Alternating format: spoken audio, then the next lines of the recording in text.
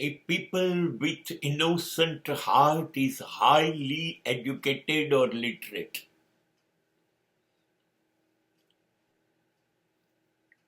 બે પ્રકારના માણસો છે ને, એક મગજથી, બુદ્ધિથી, તર્કથી, દલીલથી જીવે છે, અત્યંત બુદ્ધિશાળી ગણાય એવો વર્ગ. અને એક માણસને બુદ્ધિ સાથે કોઈ લેવા દેવા નહીં, એને મગજનો ઉપયોગ જ નથી કરવો, એને દલીલ નથી કરવી, એ દિલથી જીવે છે. A man living with heart, with emotion, with feelings. દિલની દુનિયા બુદ્ધિને ઓળખતી જ નથી. દિલ છે ને, હૃદય, લાગણીઓ, એ બહુ અભણ છે, એ ભણેલી ના હોય, અને બહુ સારું. જે માણસો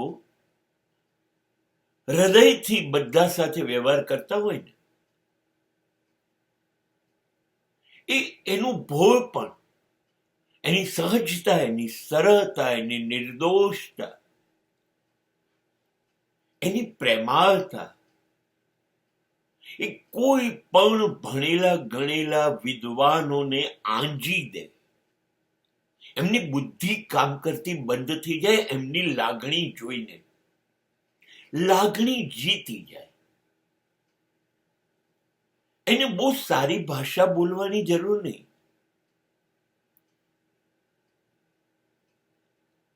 એની આંખમાં તમારા માટે ઉઠતા ભાવ જોઈને તમે શબ્દ શૂન્ય, ભાષા શૂન્ય થઈ જાઓ.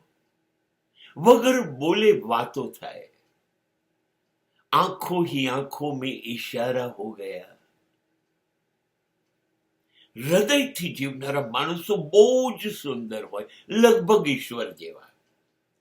કોઈ કપટ ના હોય, છેતરપિંડી ના હોય, દગાબાજી ના હોય, એને એવું કશું કરવું જ નથી. તો બિલકુલ બાળક જન્મે ત્યારે કેવું હોય, બસ એવા જ હોય.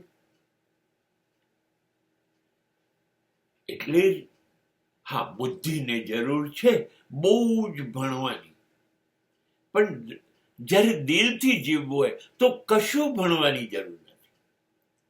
શબરી ક્યાં ભણી હતી? તો રામ જોડે બેસીને જીવનનો છેડો સુધારી શકી કે નહીં? મીરા કઈ ભણી હતી, કઈ યુનિવર્સિટીમાં?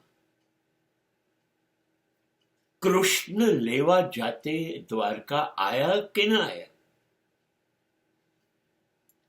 જે લોકો દિલથી જીવે છે એ લોકોનું શિક્ષણ ગજબનું છે, સાત્વિક છે, લાગણીશીલ છે, અને ઈશ્વરની નજીક છે.